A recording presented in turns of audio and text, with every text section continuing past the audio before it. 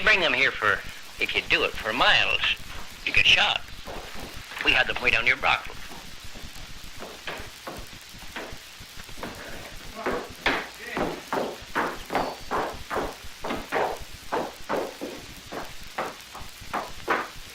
In those days, you'd think there was something wrong. There wasn't 5 or 6 horses in the shop all the time, but more or less all day long. You'd have horses coming in, or you'd be setting tires or so forth. Oh, man. Oh, boy. Up, up. Look how he's wore. Now, do you see those? Now, you can't buy a pair of nippers like that. These is made, and you can get into the horse's foot right in the sole and pick them out with that. You see? That's made out of a steel axle of a car.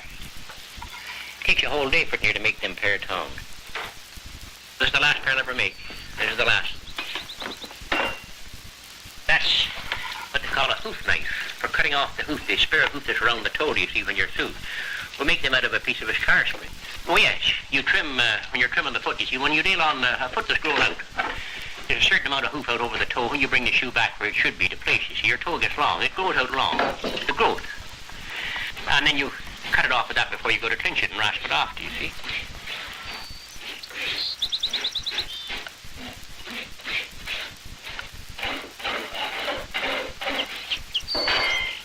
Those beams are all full of shoes. We'd fit in the spring. Well, in February, generally, you see, when it was quiet, and we'd weld on corks and turn heels for summer shoes. And we'd hang them all up. We'd have all those beams full.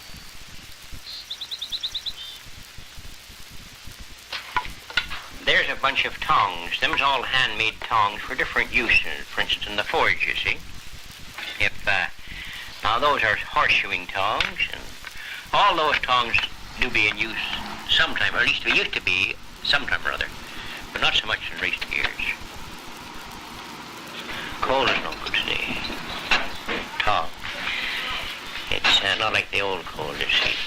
Now, the old coal, we got about $3 a ton. Today it's 30. It's no good.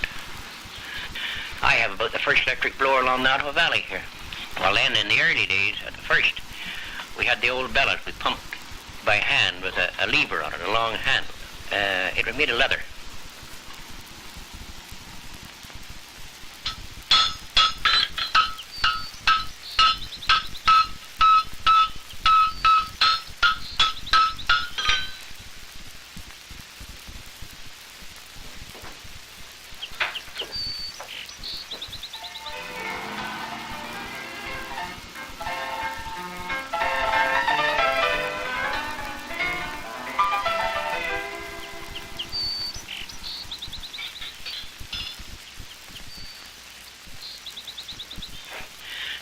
You got to fit it on while it's hot in order that you may close it or open it to shoot the foot.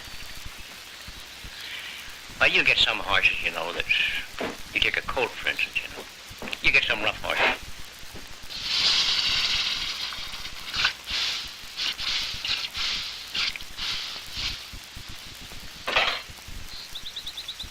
Oh, I got kicked a few times. I got kicked in the arm once.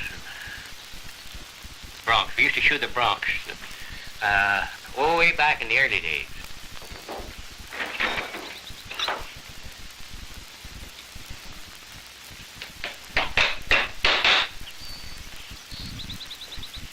Oh yes, made all the own shoes, made our nails years ago. Before my day, just going out at my day when I started making your nails.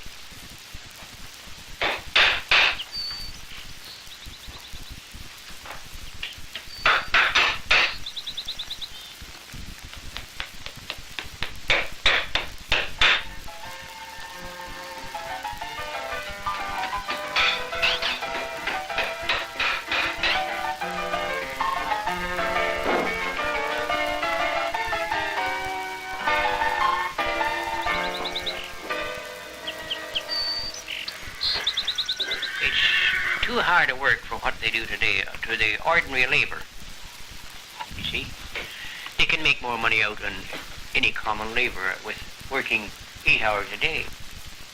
Well, I don't know. You got to work for nothing here and board yourself. That's the biggest trouble with this business. Oh, I don't know those days. You tried to learn a trade and He thought it was good, but we didn't know it was going to go out this way. Out, and it's too hard to work. They won't work today, the people, you know, the younger. And then the money's no good. I'm no good now. How I'm done for this, you know. If I was able to shoe and carry on this year, I could do more business than I ever done.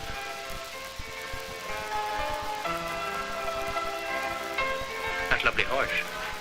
That's the Prince Blue breeding a horse. It's a standard bred. That's taken from life. Very nice picture.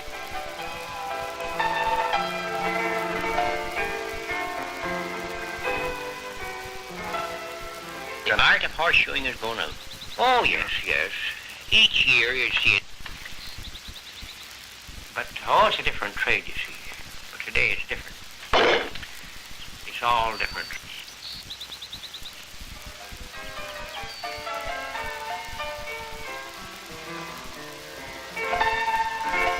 Bygone days still live around the smithy stove in Hickey's shop.